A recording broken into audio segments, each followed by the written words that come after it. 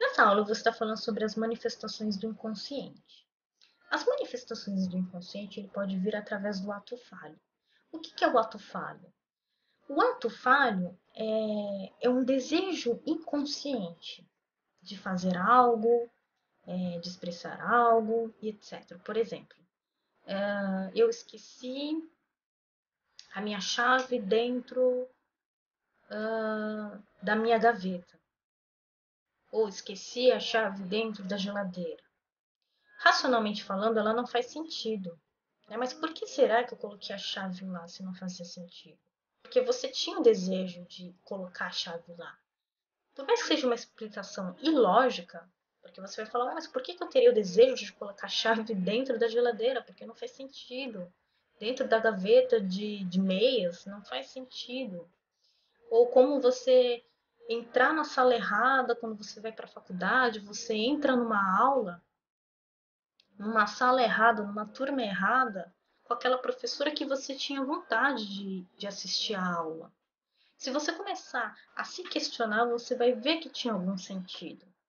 Então já aconteceu, isso já aconteceu comigo em dado momento, quando eu queria muito assistir a aula de uma professora na faculdade e todas as disciplinas eram interessantes para mim. Só que eu gostava muito de assistir a aula de uma professora específica. Não só por causa do tema, do assunto, mas porque eu achava ela uma boa professora. Isso fazia com que eu tinha cada vez mais interesse na disciplina dela. Num certo dia, a aula dela costumava ser de terça-feira. E numa segunda-feira era uma aula que eu não gostava de assistir, não pela disciplina, eu não me identificava com o professor. E eu não via a hora de chegar terça-feira para assistir a aula dela. O que aconteceu? De forma inconsciente, eu entrei na sala errada. E ela estava dando aula no andar de baixo, ou seja, a sala era idêntica, só que ela era no andar de baixo. Ela estava dando a aula e eu entrei na sala de aula. Só que eu só me dei conta quando realmente olhei para a sala de aula e eu vi que nenhum daqueles alunos eram alunos da minha sala. Só que na porta tem um vidro que possibilita que eu enxergue o professor lá dentro. E mesmo eu tendo visto ela, eu não me dei conta de que não fazia sentido. Porque, horas, era segunda-feira, não era a disciplina dela. Logo, não poderia ser ela. Então, assim, de primeiro momento eu poderia ter visto ela e falado, opa, acho que estou na sala errada. Mas não, mas a minha vontade era tanta de assistir a aula dela que eu não me dei conta. Eu entrei na aula e realmente só fui perceber quando eu vi os alunos, que não eram da minha sala. E o mais curioso é que eu estava lendo o livro da disciplina dela no caminho, eu tinha levado esse livro. Ou seja, eu estava indo para a aula de uma outra disciplina com o livro dela e entrei coincidentemente na aula dela? Não, isso é um ato falho. É um desejo inconsciente. Eu tinha o desejo de assistir a aula dela. Então, isso é um exemplo de ato falho. Outra manifestação do inconsciente é o xiste. O que é xiste? Xistes são aquelas brincadeiras que a gente fala, que a gente até compara com aquela famosa frase de que toda brincadeira tem seu fundo verdadeiro.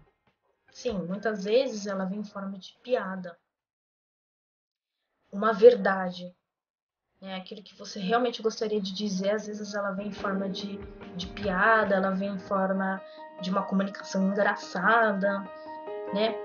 Esses são os xistes, que também são manifestações do inconsciente. Outra manifestação são os lapsos. Os lapsos acontecem quando você erra a escrita, por exemplo, ou erra a palavra que você ia falar. Então você tinha que escrever segunda-feira, você escreveu tomate, por exemplo. Você fala, nossa, mas que absurdo, por que eu escrevi isso? Também é uma manifestação do inconsciente. E por fim, nós temos os sonhos. Os sonhos são manifestações do inconsciente. Ele vem de forma totalmente codificado e ela tem uma característica, que é a condensação e o deslocamento. A condensação é uma característica do sonho que caminha para a condensação. Então, o deslocamento nada mais é do que deslocamento de afeto. Então, por exemplo, assim, eu vou deslocar esse afeto para juntar, para condensar. Como assim? Eu sonho com uma casa da minha infância, só que eu não vivo nos dias atuais nessa casa. Então eu estou deslocando essa casa para o tempo atual, porque no sonho eu sonho vivendo no aqui e agora, no hoje, como adulta, como eu sou hoje, porém numa casa que eu vivi na infância. Ou seja, houve um deslocamento de afeto aí. É o sentimento que eu tinha por aquele momento em que eu vivia naquela casa. Então eu desloco. Quando eu desloco, eu caminho para a condensação. O que é a condensação? É a junção de outras imagens oníricas. O que são essas imagens oníricas? O onírico tem a ver com sonho. Quando a gente fala, Freud vai falar sobre o trabalho onírico. O que é trabalho onírico?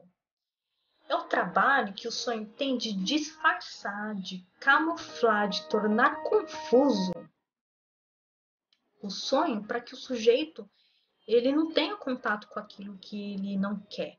Então ele tem que vir de forma disfarçada, porque senão fica muito na cara, né? Fica muito pesado para aquele paciente, para aquele sujeito que está sonhando.